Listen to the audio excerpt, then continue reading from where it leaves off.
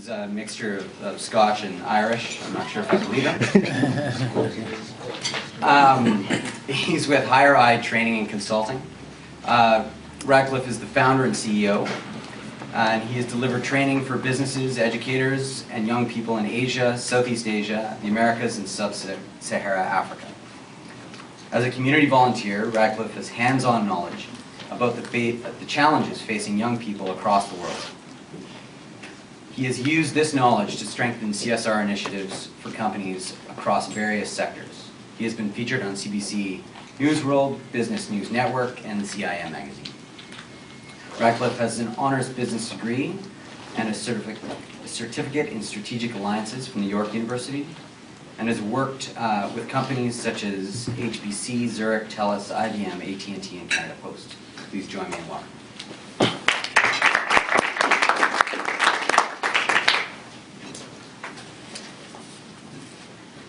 Thank you. I want to thank Wayne and Bruce for booking me right after lunch. It's always the best time. Thanks, guys. So I guess I'm going to have to, if I'm controversial, blame them. The topic is kind of provocative to a lot of people. What gives me the authority to speak on this? I do quite a bit of business in China. Our company's revenues, half are in Sub-Saharan Africa, half are in China. We're going to be in Beijing 2 weeks from now again. So we're there on the ground. We don't follow the media hype. We actually go to places and do field research. So this is based off of actual field research. So key points I want to come across during this presentation. So if the light power goes out, you know what this presentation was about. There's 3 key points here. Point number 1 is culture and history matter. Too often we talk about business and social responsibility as if this doesn't involve people and their history. What happened to you 50 years ago, 10 years ago, yesterday, impacts you today. Canadian companies, they can compete with China and Africa or emerging markets. They can partner with them. But we have to focus CSR on the young people. And you're going to see that's going to be my theme throughout the whole section. And Canadian companies have to do a better job of using this diversity of Canada to have success in emerging markets.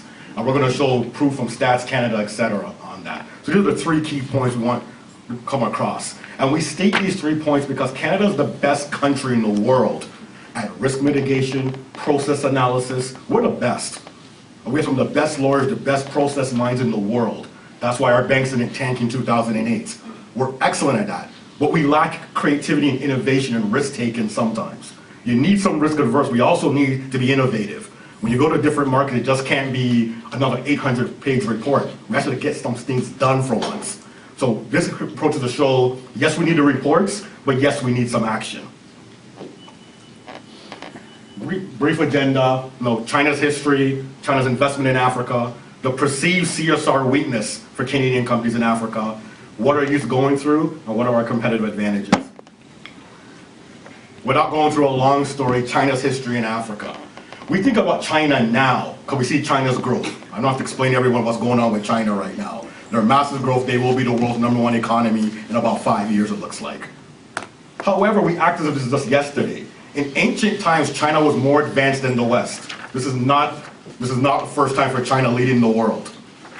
In the 60s, as African countries gained independence, China had 19 official embassy offices in Africa before the West did. So this is a picture here of the foreign minister of China in Africa in 1962.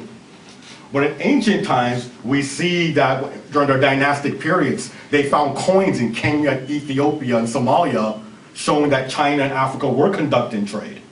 There's also evidence in ancient Nubian civilization that Africa and China did have diplomatic and trade relations. So this is nothing new. It's only newer now because back then they didn't have Facebook, YouTube, Twitter to report what was going on. I don't think the Pharaoh had Twitter on his throne. So China's investment in Africa today, I think we could see 3-4 times growth. I think if we take 2010 numbers, it's 4.5 times growth in trade. No other countries trade with Africa more aggressively than China. Now there's controversy, I'm not denying that, but hardcore numbers show you this. And you see some real projects. These are real projects that people actually touch, feel, and see every day.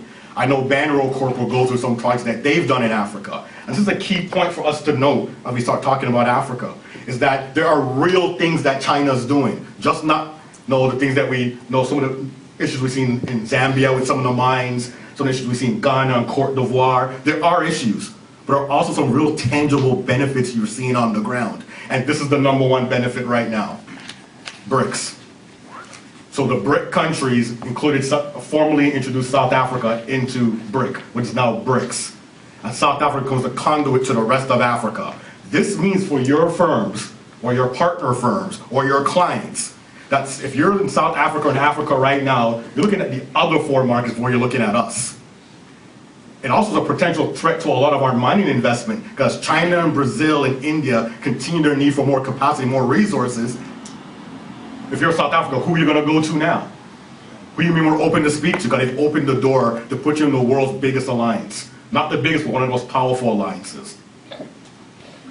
And China's role in Africa is viewed as superior to many Africans. So Demissa Moyo, who wrote the book Dead Aid, very popular.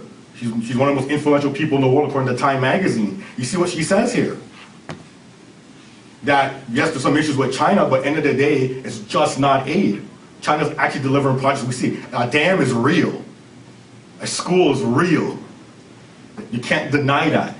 Now, you got some issues about what they're doing about it, but if you're an everyday person on the ground struggling, you really don't care about the politics behind it. You care that I have a bridge to get me to the other side of town now. That's real. But China's also making some cultural investments. So the Chinese have actually brought students to Ethiopia to learn traditional Ethiopian dancing, to learn traditional dances from South Africa, to learn about the ballet, to learn about the language and culture. But one thing, when you're in China, what you realize is that Chinese are very smart business people. They might be communist politically, but they're capitalists economically. Money is religion in China. And what they're doing is they're making the young people be aware of the different cultures around the world. So if you start off day one comfortable dancing the Ethiopian music, when you're 32 years old, it won't be weird for you to go to Ethiopia and do business. But yet in our country, we learn very little about Africa. So when we're 45 years old, we're saying, Africa? You have a puzzled look on your face. Then here I was in Beijing 2008. We were teaching to teachers in China about African and Caribbean culture. They brought me there for 3 weeks to teach them about the basics of Caribbean and African culture. So that was a surprise for me to get a call from Beijing to want to talk about this. So it shows you that China's more than just financial, it's also cultural investments. So on the Canadian CSR side, like I said, we have some great examples. Bando's going to go to one of the favorite examples, I think. CARE Canada has done some great work as well. No, the work we are doing in childcare, maternal health, HIV, AIDS, etc., ensuring that young girls are rising out of poverty quicker and faster and getting educated is vital. No one's saying that you pick one or the other. No, I'm saying that CARE Canada can't address every issue that Africa faces. So we're not saying that's not important, but what we are saying is that the young people in Africa, and you should note that we interact with at least 4,000 young people on a monthly basis in Africa and in other emerging markets. Here's what African youth have to say. Basically, stop pigeonholing me. We know we got some issues in our country. We know we also want to get on with it and get on with the path to economic growth and opportunity. And when the youth are ignored, we're now seeing what happens. No, it's really funny because when we started this company 4 years ago and we said youth issues, we got weird looks from government officials and private sector. Now those same people are calling me saying, what do we do to prevent this from happening in our country? And I always say to people, why are you so worried about youth revolution for? You're worried because you're not doing anything for young people. If I sit here and I go, Bruce, where's my computer for the presentation? And Bruce goes, it's right here. I go, oh, it's here. I can't complain. If it's not here, I can complain. What are your companies and organizations and clients doing to ensure that the young people have opportunity? Some of these protests are democratic, a lot of it's economic. There's no opportunity for young people. And I'm going to read to you a famous reggae song that was written in Jamaica in 1998. It was banned by the government of Jamaica because Jamaica has protests going on. Trinidad has protests going on. There's people protesting in Argentina right now, young people. And here's what he says to the reggae artist. Look into my eyes, tell me what you see. Can you feel my pain? Am I your enemy? Give me a better way, because things are really bad. The only friend I know is the gun I have. Listen to my voice, this is not a threat. Now you see the 9, are you worried yet? You've been talking about you want the war to cease, but when you show us hope, we will show you peace. The song was banned in like 4 countries in the Caribbean. That's what young people are thinking about right now. They're getting frustrated. And they're getting frustrated, and you should be worried about this, because these are companies that we deal with, and talking in the World Bank, here are some of the costs that they are incurring when these things fail and fall on their face. CSR is not an annual report that says, here are nice fancy charts and graphs. It's getting on the ground and getting dirty and getting the work done. It's calling Care Canada and saying, let's work together on a project. It's teaming up with Hack and saying, here, what are you doing? How can we team up with you and work with you better? It just can't be reports all day. I can't read any more reports. Let's get on the ground and get some work done. Youth challenge number 1, unemployment. It's just not me. Consul General of Ghana has stated this. So I believe we talked about informal businesses being formed across emerging markets. Here's an example. No, they have great business ideas, they're not formally set up. World Bank states 200 million young Africans will be out of work. Under 20. Note that Africa's population, 60% is under 24 years old. And some of those Middle Eastern countries having the problems right now, half the population is under 18. Look who's leading the protest. Youth unemployment in Africa has grown by 34%. That's a problem. For a continent that's growing on average between 6 to 11% per year, but youth unemployment is tripling the rate of economic growth, that's a problem. Because those are your future employees, your future suppliers, future government officials one day. So how do we approach CSR? We are a youth-based company. We focus on issues facing young people. That's what we do. We're not saying take away from environmental and all that. We latch on side of that and get the young people involved. So the first step we take is a youth advisory board. And we took this model from State Farm, who was a youth advisory board in the US, and we kind of altered it up. The idea of the youth advisory board is to get young people involved into the initiatives and projects they actually want in their communities.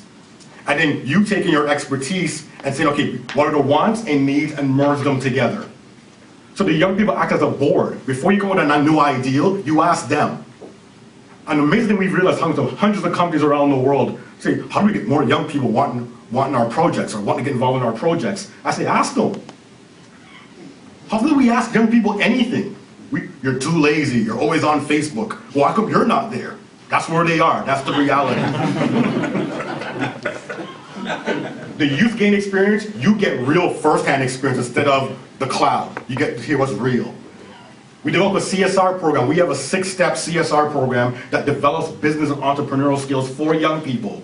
And we train educators how to deliver that to young people, to get them turned on to academics in school, or turned on to get into business.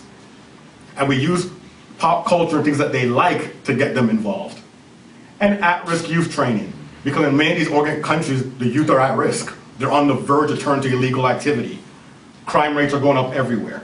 So this is our 3-pronged approach. Youth advisory board, we help get the board set up, treat them like a real board, get them involved. It doesn't cost you much money because you have to pay them 400 grand a year to show for 2 meetings, like some other boards.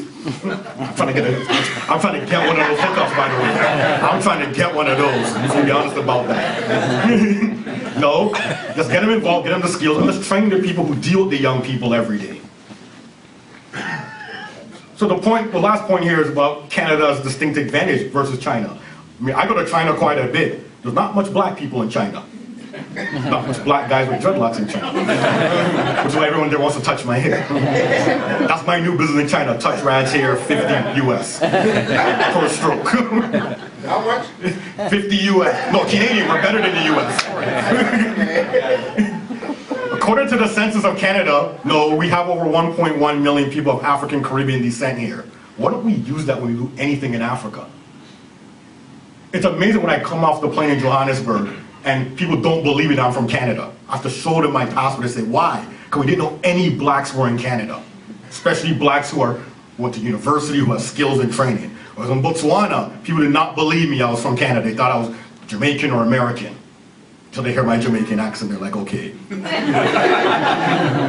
So what we're trying to say, we have to leverage our diversity. On top of that, we have great young talent in this country who they want to do business in Africa. They want to get experience in Africa. We just did a survey of 400 young people on Facebook, on our Facebook friends list. And 68% of them said they want to get job experience in an emerging market. How many of your companies are reaching out to them? Most young people don't know who your companies are. We can help bridge that gap and get them involved. And we're going to talk to Hatch about potential opportunities to do this. Let's get the young people engaged now, because you cannot go to another country and say, we got all these great CSR programs, and you're doing nothing with the young people here. Because culture is global. So if you are from Zambia, and you live in Toronto and Vancouver, and their grandfather comes and says, hey, there's mining companies here in Zambia doing work. They're doing nothing here. That's a problem. As well, what is also a challenge is, often we see with CSR programs, we say we're going to go to the community leaders. And that is true. You should deal with the community. But many times, the community leaders and the young people have a huge generational divide. There's one here. Right? I'm only 37, and I'm yelling at my niece at 18, no, stop texting when I'm talking to you. Right? But that's what she's doing. So can you imagine some of these countries where the parent generation never owned a wireless device, and now their son or daughter has a mobile phone, they're texting, they want to go on Facebook all the time. So there's a huge divide between the community leaders and many of the young people. That's why we have the youth advisory board set up, so the young people feel comfortable saying exactly what they want without the internal politics of the community. Because that is a problem. I think most of you on the ground will notice that in almost every country. In Jamaica, when I'm there, it leads to war sometimes. They get really upset with each other. So we're saying, you know what? Culture transcends. And you know what? It does matter to a lot of young people when I come into a meeting room and they see me in Africa. They see me in the Caribbean. They see me in Belize. They see me in Korea. They see me in Malaysia.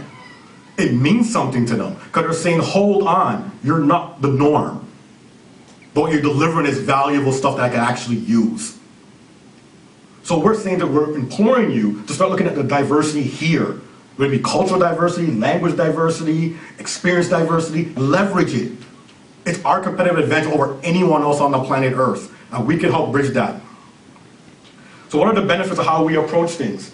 Reduces risk of protest. I mean, you want to be proactive. You don't want to wait till kids are on the street pouring gasoline all over the place. Especially the mining sector. You just can't pick up your mine and move it. Right? You could pick up a bank and be virtual. You can't pick up a mine. As well, you know, the skills that the young people are gaining, they're more employable, and they could create revenue-generating businesses that are formal, that create tax revenue and jobs locally in an economy. We know from World Bank data that we address at-risk youth, we reduce, put it this way, GDP, 7% of GDP could be spent on fighting crime, or healthcare costs, social costs, etc. In Jamaica, it's 14.8%. It costs them in GDP. If you have a GDP of $30 billion, that's a lot of money. And you know, it saves you money in recruiting costs to get new talent, to get procurement. And I said this on BNN. No, one of these young people are going to be the leaders of the community. If they have a bad experience with you, or you're perceived to have a bad experience with them, their memory's long.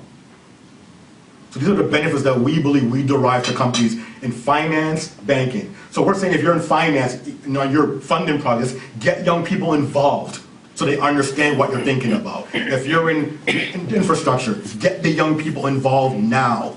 Because young people connect best to young people. So get them involved together. Instead of just, well, I know what's best for you, listen to me. We have a youth advisory board, and actually any presentation I always give, my advisory board reviews every presentation before I deliver it to make sure it addresses what they want. And then of course I gotta feed them sometimes too. So the key points again, culture and history matter. You know, China doesn't have a history of colonializing Africa. Don't think Africans don't, they may not say it to you directly, but they think about that all the time. Canadian companies use the young people you have here. Use a youth focus approach to CSR, because many of the countries you want to do business in, over half the population is young people. So if the young people are not getting skilled and addressed today, how's your company going to manage in 15 years in that market? Where are you going to get your skills from? Oh, you have to import people from Canada to go work in that market. How much more money would that cost you? That $30,000 a year salary, $10,000 changes big time if you're going to call me to come to the middle of a hot spot to go work for you. My price kind of changes, doesn't it? So you want to address that now. And the last point, and the young people told me to stress this at the end again. Engage them. They're sitting there saying, we want help. We want to be able to help. We're not lazy. We want to get involved in financing, development, legal. They want to get involved in all of this, but they don't know how. We know how. We're a conduit to the young people. We have some credibility with them from dealing with. You can see from my presentation style, I present mainly to young people most of the time. Because young people are the hardest audience in the world, because they will call you out in 2 seconds if you're boring. They will tweet while you're talking, this guy sucks. Right? And if I don't get their attention in the first 2 minutes, they're going to become the kid that you're going to be worried about in your community. So this is what we do. We know we can help, we have helped, and we know we can help you. So if you're interested in getting youth involved in your CSR initiatives, contact us. Please engage us, because this is the future of your company and your legacy, also the future of our society. Thank you very much.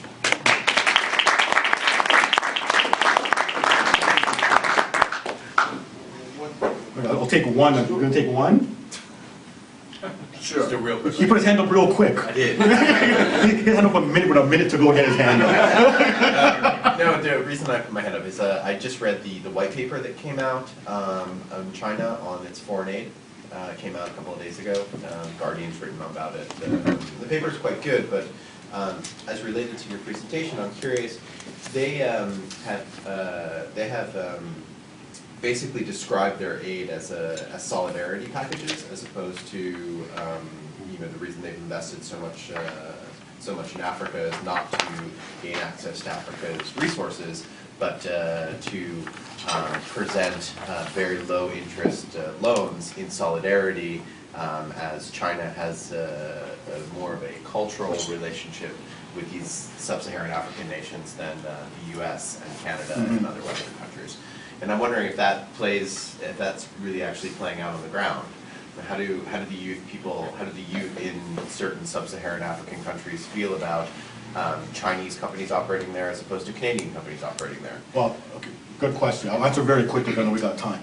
Number one is, most of the young people have a negative view of China's view in Africa. They feel it's only benefiting the same old top of the line in government. Most of them feel that way. But at the same time, they're saying, but at least something's getting done.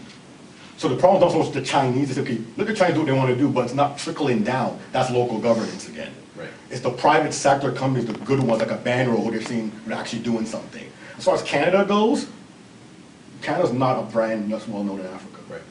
I mean, if I say BlackBerry, they say, yeah. Do you know that's a company called Research in Motion? Huh? Right. Right? Even if I say that here in Canada. So Canada's brand not that known to the young people on the ground. When they think of someone who looks like me, they think of African Americans or Bob Marley, right? So on the ground in Africa, you don't hear what's going on. What's Canada doing here? But when we do expose ourselves and put ourselves out there, we get better reaction from the young people that are saying, oh, look, they understand that we're beside this behemoth called the USA. We have all these resources, but yet we manage to have a pretty good society here. But that's what the last election, what they're saying about during the campaign, right? But in general, we have a pretty good society here. So when they hear more about Canada, and with a mix of different cultures, different languages, and a natural resource powerhouse that technically should not be the top 10 biggest economy in the world, but we are because we manage things properly, they get excited. We have to get out there and tell them, and it has to be the right people delivering the message. It can't be the same old boring guy. That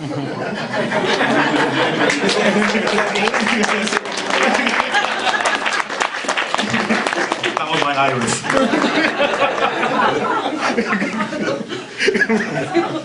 Okay, so our next presentation is avoiding corruption in international mining projects.